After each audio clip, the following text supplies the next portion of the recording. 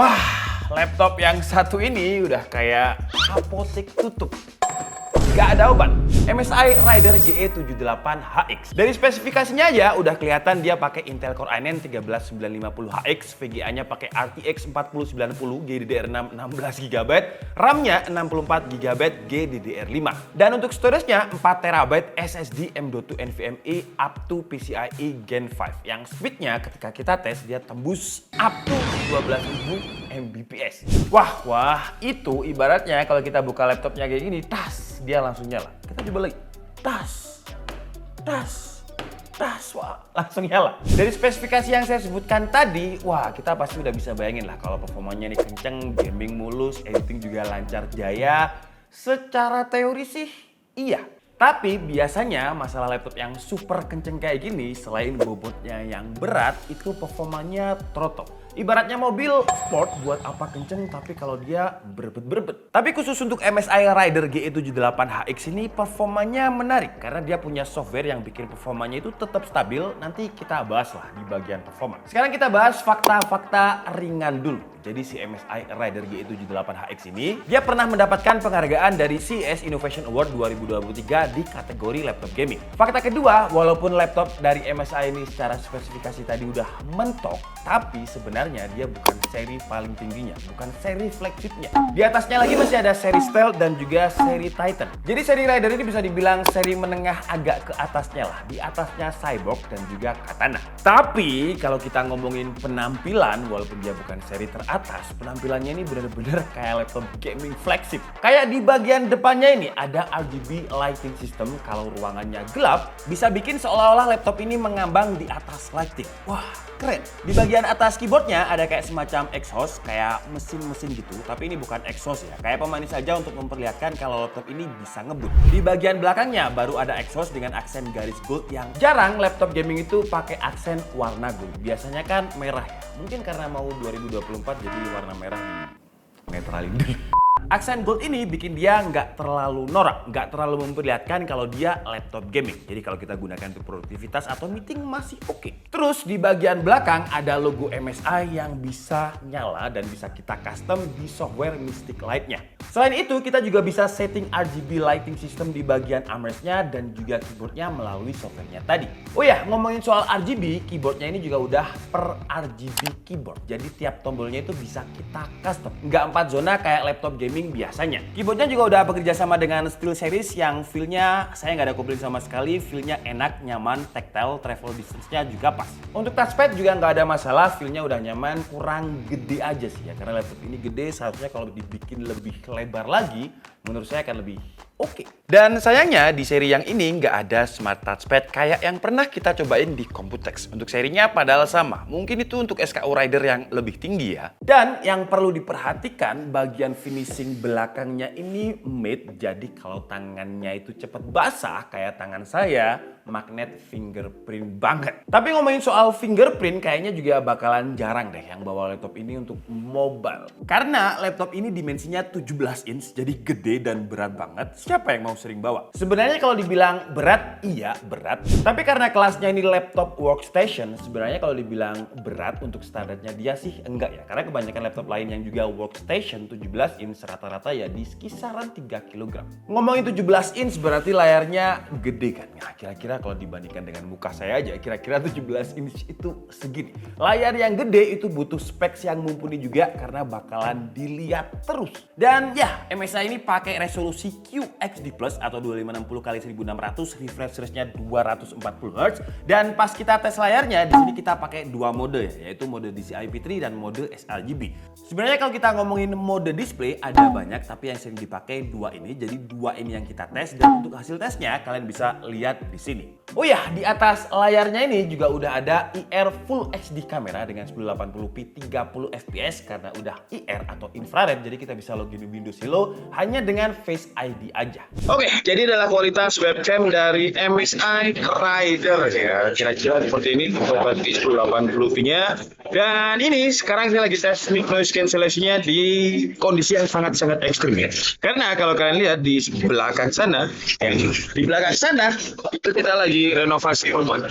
Jadi banyak batu bertebaran, di situ juga ada setel dangdut. Jadi kalau misalkan suaranya ini bisa ke filter dengan baik, berarti mic noise cancellation-nya bagus. Terus untuk opsi upgrade-nya, karena dia laptop workstation, ya sebenarnya dia bisa di-upgrade karena RAM-nya juga nggak on-board, ada slotnya, NVMe-nya juga ada 2 slot, tapi semuanya udah keisi dengan spesifikasi yang menurut saya juga udah mentok. Jadi bukannya nggak bisa di-upgrade, tapi lebih ke nggak usah di-upgrade, udah mentok. Dan si NVMe-nya ini juga udah support PCIe Gen 5. Walaupun sekarang masih kepasang NVMe Gen 4 2TB 2TB yang di Red 0, makanya speednya 12.000 Mbps, kenceng.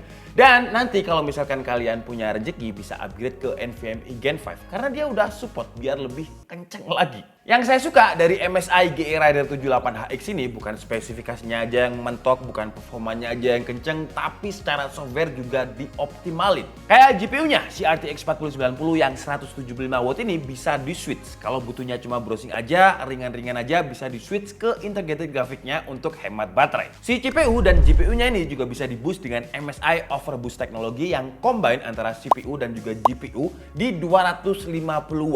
Dan teknologi overboost ini pastinya butuh cooling system yang baik. Dan kalau kita ngomongin sistem coolingnya MSI, dibongkar aja kayak sistem MSI itu coolingnya paling rame di antara laptop gaming yang lain. Jadi dia ada 6 heatsink dan juga 2 fan. Exhaustnya juga ada 4, di samping 2, di belakang 2. Dan sistem cooling MSI ini dinamakan dengan Cooler Boost 5. Sekarang waktunya pembuktian. Coolingnya tadi udah terlihat ekstrim, bobotnya juga berat untuk airflow yang lebih optimal. Apakah performanya kenceng tapi stabil? Pertama seperti biasa kita coba di Cinebench R15 dengan kondisi laptopnya dicolok dan mode extreme performance. Hasilnya single core dia dapat 292, multicore-nya dia stabil di 4600-an poin. Untuk suhu temperaturnya di mode skenario rata kanan ini dia memang nyolong-nyolong di 90 derajat Celcius, tapi kalau kita lihat powernya itu di 200 watt. Dan kalau kita lihat chartnya ini dia juga nggak throttle, stabil. Di skenario kedua kita coba di Cinebench R15 tetap, tapi sekarang adaptornya yang 330 watt kita cabut dan hasilnya memang ada penurunan performa. Tapi kalau kita gunakan untuk keperluan medium aja, skornya ini juga masih kencang. Dengan single core dia dapat di 262, multi core-nya stabil di kisaran 1500 poin. Dan karena nggak colok adaptor yang 330 watt tadi, suhu temperaturnya memang ya coba kalian lihat cuma 48 derajat Celcius. Dan karena dia nggak full power, jadi suhu temperaturnya juga nggak seanget ketika full power tadi. CPU package powernya juga stabilnya di 24 watt. Lanjut untuk tes Cinebench R23-nya dengan skenario rata kanan, single core-nya dia dapat skor itu 2047. Kalau untuk multi core, wah ini juga kenceng ya. Dengan running pertamanya itu 32.000 dan sisanya sampai running ke 10 itu turunnya juga nggak turun-turun banget di 30.000 ketika stability kita tes sebanyak 10 kali. Terus kalau kita cabut colokannya yang 330 watt ini emang ada penurunan performa dengan single core-nya itu 1800 dan multi core-nya stabil di kisaran 10.000 poin. Lanjut, sekarang kita coba untuk lihat data RTX 4090-nya di 3D Mark. Times Pi dia dapat skor yang gila, ini kenceng ya, 21.591, file strike-nya di 35.000. Gimana kalau kita gunakan dia untuk rendering? Kita coba untuk Adobe Premiere Pro dengan template yang memang bisa kita pakai, kita ekspor ke 4K dan hasilnya dia mampu merender dengan durasi waktu nggak sampai 1 menit, cuma di 55 detik. Untuk suhunya di Premiere ini juga nggak seanget ketika Cinebench tadi dengan suhu tertinggi cuma di 75 derajat Celcius. Powernya cuma butuh sekitar 40 watt. Lanjut untuk rendering 3D Blender dengan template BMW, kita coba CPU render dulu dan hasilnya dia mampu merender dengan durasi waktu yang kencang sebenarnya untuk CPU 1 menit 21 detik. Tapi kalau kalian ngerasa kurang kencang bisa pakai GPU rendernya karena cuma 14 detik. 14 detik itu kalian angkat kopi, minum, terus taruh lagi, rendernya udah selesai. Sekenceng itu.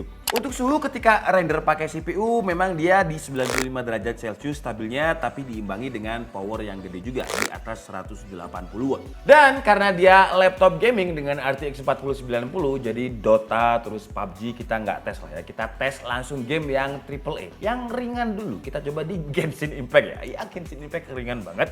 Dengan grafiknya rata kanan high, opsi 60 FPS-nya aktif, resolusinya QHD bawaan laptopnya dan hasilnya aman-aman aja, stabil di 60 FPS. Jadi kita coba step up ke Assassin's Valhalla Grafiknya ultra high, resolusi sama QHD, average FPS dia dapat 128, maksimumnya 145 FPS, dropnya itu cuma di 110 FPS, jadi nggak pernah di bawah 100, aman-aman aja. Lanjut ke Tomb Raider, grafiknya highest, terus opsi lainnya teksturnya ultra, QHD juga, average FPS dia dapat 175, maksimum bisa dapat 200 FPS, dropnya cuma di 142 FPS. Lanjut ke game RDR 2 dengan resolusi sama juga QHD, grafiknya favor quality, teksturnya ultra, average FPS dia dapat 100, maksimum 130, dropnya cuma di 80 FPS. Aman juga. Lanjut ke Far Cry 5 dengan settingan yang sama, rata kanan grafik ultra, QHD, average FPS-nya 110, maksimum 130, dropnya di 90 FPS. Game terakhir kita coba di Cyberpunk, resolusi QHD, grafiknya ultra juga, DLSS-nya ada di quality, ray tracing-nya ada di ultra, dan average FPS dia dapat 120, maksimumnya 158, minimum FPS 98. Jadi dari semua game AAA tadi nggak ada yang drop FPS-nya di bawah 60. Aman-aman aja. Kalau kalian main game apapun, paling berat sekarang dia nggak pernah di bawah 60 FPS. Tapi gimana untuk suhunya kalau kita gunakan untuk main game terus-terusan? Di Cyberpunk paling mentok dia cuma 82 derajat Celcius, gak pernah nyentuh 90. Tomb Raider juga sama di 82 derajat Celcius, gak pernah di atas 90 derajat Celcius. Assassin Valhalla yang lumayan dengan stabilnya itu di kisaran 94 sampai 96 derajat Celcius. Tapi kalau kita lihat chartnya ini, nggak ada chartnya yang benar-benar fluktuatif yang menunjukkan dia throttle. Jadi selain kenceng, dia juga stabil. Tapi untuk memperoleh performa yang kenceng dan juga stabil ini banyak hal yang dikorbankan ya. Selain bobotnya yang berat karena memang untuk airflow. Terus kipasnya. Kipasnya ini kalau misalkan kita pakai mode extreme performance sama kayak kita ngidupin AC di mobil tapi full power. Suaranya tuh kenceng banget.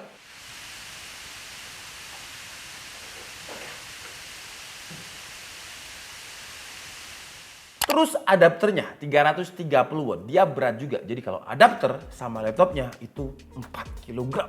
Fitur lain banyak sebenarnya ya. Kalau saya jelasin di sini terlalu banyak karena di MSI Centernya ini ada banyak fitur-fitur kit dalam tanda kutip yang intinya bisa kita pakai untuk membuat game kita lebih punya advantage lah dibanding musuh. Asalkan musuhnya juga nggak pakai MSI Rider ya. Kalau sama-sama pakainya ya sama-sama pakai kitnya. Untuk konektivitas dia juga udah aman jaya, wifi-nya udah pakai Intel Killer Wi-Fi 6E AX1690, Bluetooth-nya juga udah versi terbaru. Untuk port juga nggak ada masalah, USB-C-nya juga udah support Intel Thunderbolt 4, ada SD card reader, RJ45 juga udah ada, dan yang saya suka kebanyakan portnya itu ada di belakang. Jadi secara cable management bakal lebih rapi. Dan dengan bobotnya yang gede ini, MSI juga pinter ngasih advantage kita di audio. Jadi untuk audionya dia pakai 6 speaker sound system yang dituning sama Dyn Audio, dan juga ada software Nahimic-nya yang bisa kita custom profile.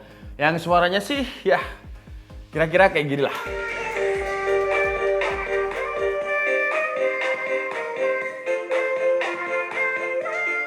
Baterai dia juga kasih kita spesifikasi mentok yang bisa di laptop 99,99 watt hour. Karena lebih dari itu udah nggak boleh untuk dibawa ke pesawat. Dan daya tahan baterainya untuk ukuran laptop se-powerful ini lumayan. Dia bisa tahan 6 jam pemakaian di mode balance, browsing dengan Wi-Fi dengan GPU discrete-nya aktif. Laptop lain di kelas yang sama biasanya ya tahannya itu sekitar 4-5 jam. Ngecasnya yang lumayan lama, 0 ke 100% dia butuh waktu sekitar 2,5 jam. Tapi wajar sih karena kan baterainya itu hampir 100 watt hour.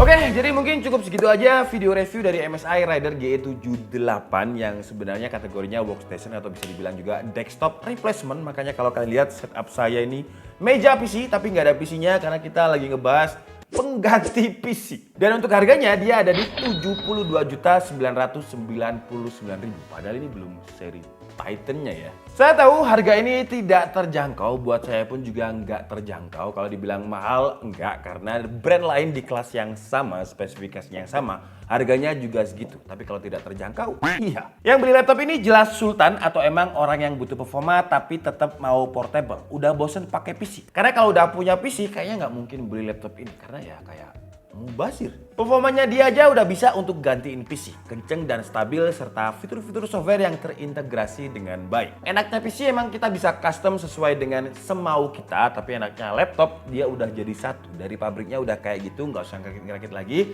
dan garansinya bakal lebih enak. Jadi tinggal bawa aja ke service centernya sama laptopnya tas. Kalau PC, karena biasanya brandnya itu mix ya, jadi harus dibawa service centernya PSU, service centernya motherboard, kayak gitu-gitulah, jadi mix. Kekurangannya jelas bobotnya, yang sama adapter bisa 4 kilo, suara kipasnya juga kenceng banget, tapi kipasnya ini memang bikin performanya jauh lebih stabil sih. Kekurangan lain software aja, kayak Volocam ya semoga ke depan MSI bisa develop lagi karena ini cuma masalah software aja. Selain kekurangannya ini, kalau kalian nggak masalah dengan harga dan carinya performa tapi udah males pakai PC karena kalian pengen lebih portable tapi pengen performa yang kayak PC, ya si MSI Raider G78 HX ini bisa menjadi referensi pengganti PC yang bisa kalian pikirkan. Saya Diki Stabili and see you on the next video. Bye-bye.